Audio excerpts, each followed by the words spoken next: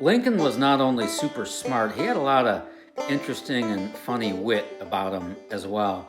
I know once when he gave a speech, someone hollered out and called him a two-faced liar.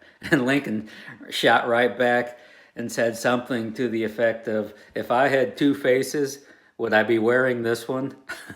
That's hysterical, that's funny. It's the one image that Lincoln thought looked like him the most out of all the other ones. He liked this in such a way that he thought it looked like him the most. Anyway, he's so inspiring to me, and I had to turn off the news and become more inspired somewhere else, because if you listen to Corona culture all day, it will drive you nuts. So what I'm going to do is something I do to work off my steam and forget all about Corona and the times we're in. I'll show you here in just a bit. Welcome to Salem Speedway. This is where I live. So here's one of the things I like to do when I have the Corona blues. I like to climb in this old Ford pick-em-up truck and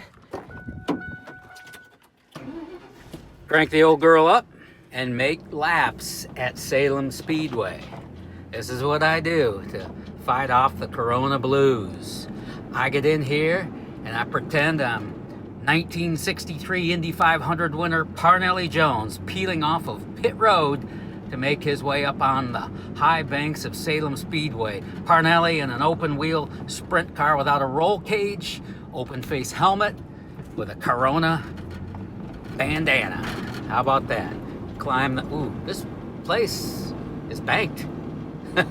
33 degrees of banking, but I won't go 120, 30, or 40 like some of the race cars here do. I'll get up to about 50, and that's plenty good enough for me. I don't know how these guys do it. I really don't. Pour into these corners at 120 mile an hour. The banking here is super interesting. It's the same at both ends, 33 degrees.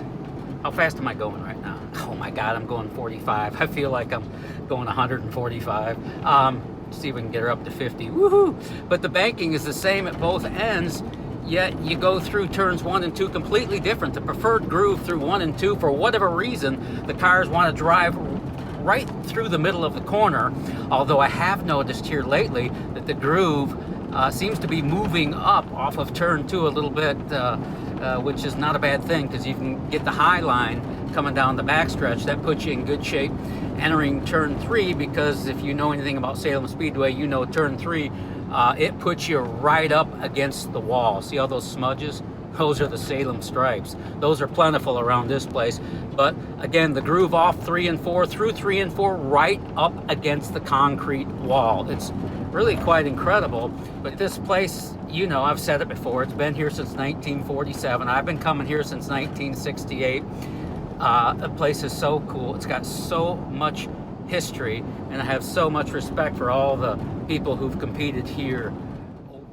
Some of the best racing I've seen in any division here, without question, has come from the Lucas Oil Great American Stock Car class. Incredible group of competitors.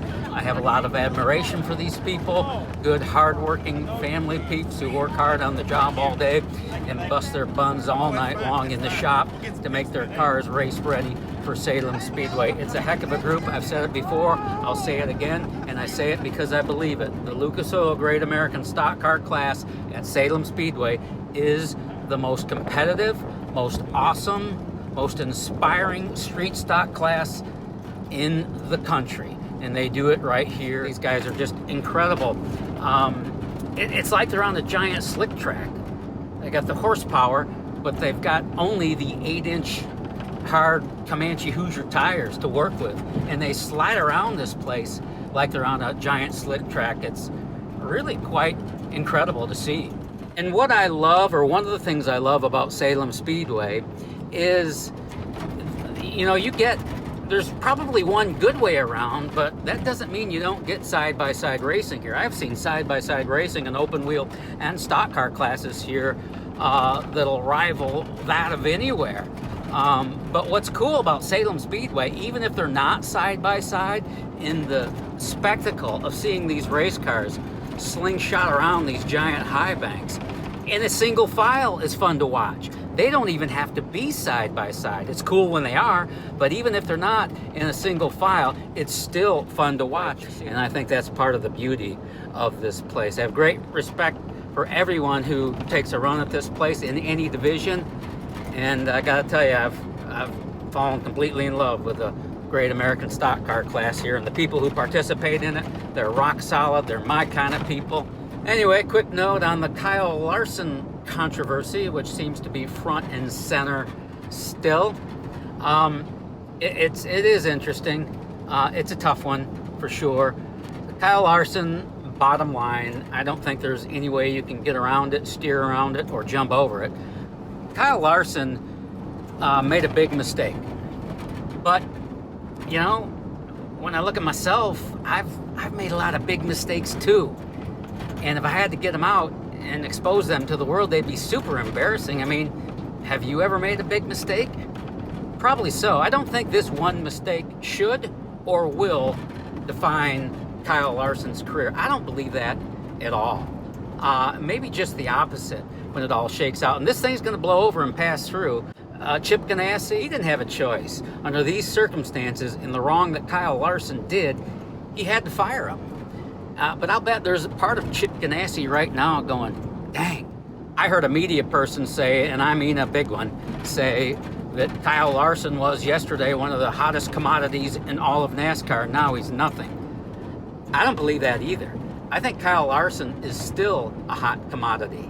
And I think there are Cup teams right now. Remember, this thing's going to blow over and blow away.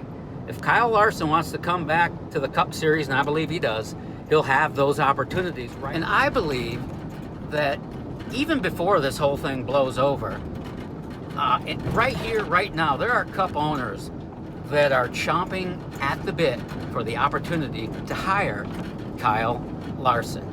He'll be back. He'll be back.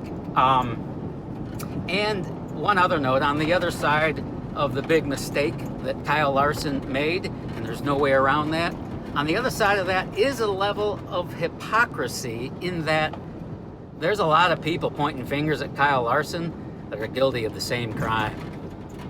Yeah, there's that too. Anyway, those are my thoughts for now. When I'm trying to shake off the Corona blues, I go at it on the high banks of Salem Speedway. And I'll tell you what, it really seems to help. All right, I feel better. Got that off my chest. Thanks for staying with me on that.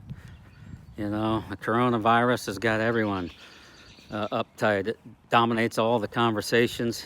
You know, maybe we should just let the virus cycle through. And I don't know. I mean, can we really hide and or run from a virus? There are people in rural America with contact with no one that are coming up with coronavirus. Many of us have it and don't even know it, you know, as so often the symptoms come and go and never knew you had it. But it's a terrible thing, I get it. But I'm not sure we can continually run from it. Maybe we need to just let it run its course and eventually fizzle out. Maybe we'll all become immune, I don't know. I know one thing, I want to keep the History Mystery Man going. I love doing this, and I appreciate all the support I get from everyone. Like and share on Facebook, and yeah, subscribe on YouTube. I've had people tell me I deserve more followers on YouTube. I'd be glad to see those numbers. My highest ranking video so far is 93,000 views on Facebook. There's a video I did with Kenny Schrader at Terre Haute, and that same video got about 81,000 views on YouTube. That's my highest. Small town America, I think my highest is somewhere around 80,000. So those are big numbers to me, and I'm proud of that. I really am. Thanks, Hoosier Lottery. Appreciate all your support for Salem Speedway.